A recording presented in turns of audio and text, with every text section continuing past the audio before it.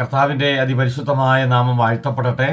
ഈ നല്ല രാവിലെ സമയത്തിനായി ഞാൻ കർത്താവിന് സ്തോത്രം ചെയ്യുന്നു. പ്രിയമുള്ളവർ, നമുക്ക് ഒരുമിച്ച് ഒരു വേദഭാഗം നമുക്ക് ധ്യാനിക്കാം. അപ്പോസ്തലനായ പൗലോസ് തെസ്സലോനിക്കർക്ക് എഴുതിയ ലേഖനം, 1 തെസ്സലോനിക്കർ ലേഖനം 5-ാം അധ്യായം അതിൻ്റെ 2-ാമത്തെ തിരുവചനം നമുക്ക് കേൾക്കാം. അവിടെ നമ്മൾ ഇങ്ങനെയാണ് വായിക്കുന്നത്: കള്ളൻ രാത്രിയിൽ വരും പോലെ കർത്താവിൻ്റെ നാൾ വരുന്നു എന്ന് നിങ്ങൾ തന്നെ നന്നായി അറിയുന്നുവല്ലോ.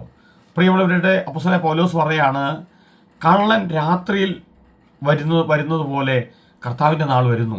കർത്താവ് വരാറായി, കർത്താവ് വരാനായി സമയമായിരിക്കുന്നു. പ്രിയമുള്ളവരെ, കാലഘട്ടങ്ങൾ നമുക്ക് നോക്കിയാൽ, നമ്മുടെ ചുറ്റുപാടുകളിലേക്ക് കണ്ണോടിച്ചാൽ, വാർത്താമാധ്യമങ്ങളിലേക്ക് നമ്മുടെ കണ്ണോടിച്ചാൽ നമുക്കൊരു കാര്യം മനസ്സിലാകും: നമ്മുടെ കർത്താവ് വരാൻ സമയമായി.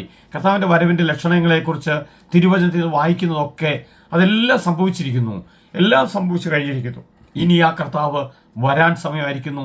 കർത്താവ് വരുന്നത് കള്ളനെ പോലെ, കള്ളൻ വരുന്നത് പോലെ കർത്താവ് വരുന്നു എന്നാണ് ഇവിടെ തെസ്സലോനിക്ക സഭയോട് പറയുന്നത്. തെസ്സലോനിക്ക ലേഖനം കർത്താവിൻ്റെ വരവിനെക്കുറിച്ച് വളരെ ശക്തമായി പഠിപ്പിക്കുന്ന ലേഖനമാണ്. ആ ലേഖനത്തിൽ പറയാണ്, കർത്താവിൻ്റെ വരവ് കള്ളൻ രാത്രി വരും പോലെ കർത്താവിൻ്റെ നാൾ വരുന്നു എന്ന് നിങ്ങൾ നന്നായി അറിയുന്നല്ലോ. അപ്പോൾ പ്രിയമുള്ളവരെ, കർത്താവിൻ്റെ നാൾ ഏറ്റവും അടുത്തിരിക്കുന്നു. കള്ളൻ വരുന്നത് എന്തിനെന്നറിയാമോ?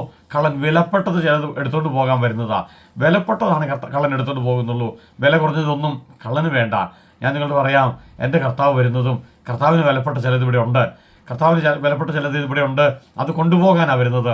ഞാൻ നിങ്ങൾ പറയാം, കർത്താവിന് ഏറ്റവും വിലപ്പെട്ടത് ഞാനും നിങ്ങളുമാണ്. നമ്മളെക്കാൾ വിലപ്പെട്ടത് കർത്താവിന് ഈ ഭൂമിയിൽ ഒന്നുമില്ല.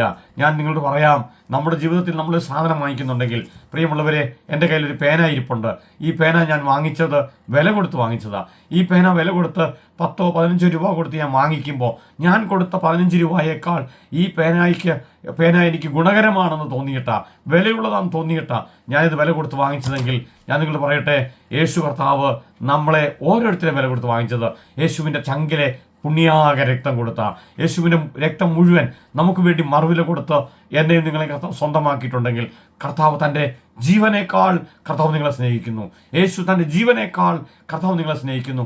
അങ്ങനെ നിങ്ങളെ സ്നേഹിക്കാൻ നിങ്ങളുടെ മാതാപിതാക്കൾക്കാകത്തില്ല, നിങ്ങളുടെ ഭാര്യയ്ക്കോ, നിങ്ങളുടെ ഭർത്താവിനോ, നിങ്ങളുടെ മക്കൾക്കോ, നിങ്ങളുടെ പ്രിയപ്പെട്ടവർക്കാകിയല്ല. പ്രിയമുള്ളവരെ, ജീവനേക്കാൾ നമ്മളെ സ്നേഹിക്കാൻ യേശുവിന് മാത്രമേ കഴിയുള്ളൂ.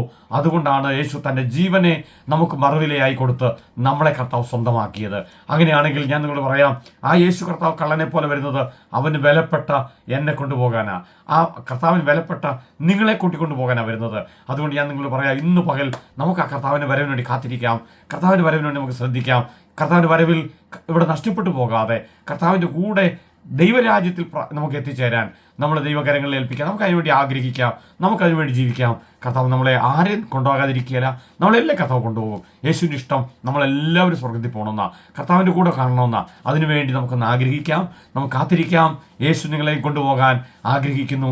അതിനുവേണ്ടി കർത്താവ് വരാൻ സമയമായിരിക്കുന്നു. കണ്ണുകളടയ്ക്കാം, പ്രാർത്ഥിക്കാം. ഞങ്ങളുടെ പ്രിയ പിതാവേ, കർത്താവെ, ഇനിയാളെ കേൾപ്പിച്ച വചനം പോലെ കർത്താവെ, അങ്ങ് വരുന്നത് ഞങ്ങളെ കൊണ്ടുപോകാനാ, വിലപ്പെട്ടത് കൊണ്ടുപോകാനാ. കർത്താവെ, അത് എപ്പോഴാണ് കർത്താവ് വരുന്നത് ഞങ്ങൾക്ക് അറിയത്തില്ല.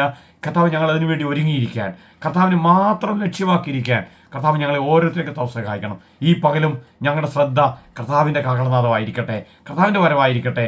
അതിനുവേണ്ടി ഞങ്ങളെ തന്നെ ഒരുക്കി സൂക്ഷിക്കാൻ കർത്താവ് ഞങ്ങളെ സഹായിക്കണമെന്ന് പ്രാർത്ഥിക്കുന്നു. പ്രാർത്ഥന കേൾക്കുന്നുണ്ട് ഞങ്ങൾ നന്ദി പറയുന്നു. യേശുവിൻ്റെ നാമത്തിൽ തന്നെ, ആമേൻ.